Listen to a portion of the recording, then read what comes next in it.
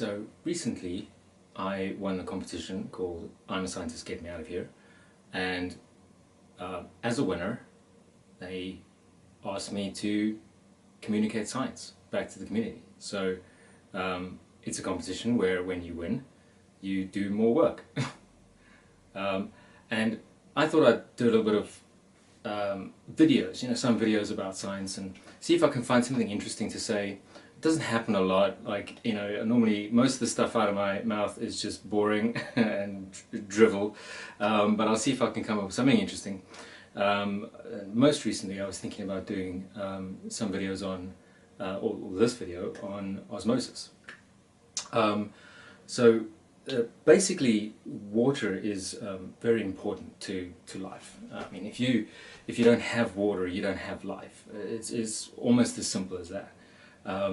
There's a region in the Atacama Desert called it's the Yungay area, and some research has shown that they haven't had rain in 120,000 years. So it is the driest place on the face of the planet. And in 2003 scientists got together and they took out the Viking 1 and 2 rover probes that were sent to Mars, and they duplicated the tests that they performed on Mars in the Atacama Desert to see if they could find any life, and they didn't. It was very, very similar to that of Mars. It was sterile, pretty much, because it's that dry. And don't think they didn't add any water, because they did. They took water with them to Mars and they duplicated the tests with water as well. So they added water and they tested for carbon dioxide and oxygen, because they didn't know what they were going to find. They didn't know if they were going to find an animal or if they were going to find a plant. Now a plant would use carbon dioxide and give off oxygen, and an animal would do the opposite. So they tested for both, and they couldn't find anything. And they couldn't find anything in the Atacama Desert either. So that just goes to show that without water you don't have any life. The way water moves into a cell is through osmosis, and it sounds a lot more complicated than it really is. For you to have osmosis, you have to have salt, you have to have water, and you have to have a membrane. Now the membrane is that thing that covers the cell and gives it its shape. And when water comes in contact with it, water will naturally move into the cell, usually, and it's a free movement. It's physically free. It doesn't cost any energy. And there's two ways of thinking about how this works. The first way is where salt goes, water follows. Now I like this and I don't like this, because it's accurate and it's inaccurate.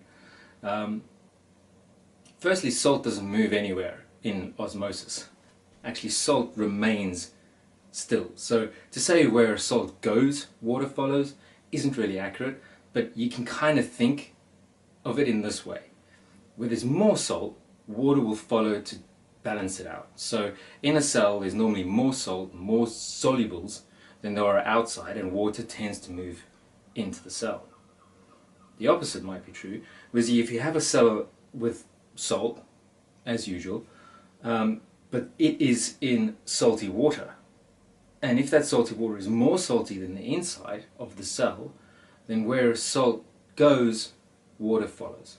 So the water would exit the cell and into the environment, and the cell would dehydrate. The other way of thinking about it is that it's like a nightclub. There are girls and guys. Guys are, in this case, water, and girls are salt. Salt stays put, so the guys move around, just like we have to do all the work, like usual. And in this nightclub, the bouncer cares about who's inside and who's outside the cell. So if there are more girls than there are guys on the inside of the nightclub, the cell, the bouncer lets in guys. And if there are more girls than there are guys on the outside of the nightclub, the bouncer lets guys out of the cell. So if you have any more questions about nightclubs and girls and osmosis, put a comment in the section, ask me, and I hope to see you again next time.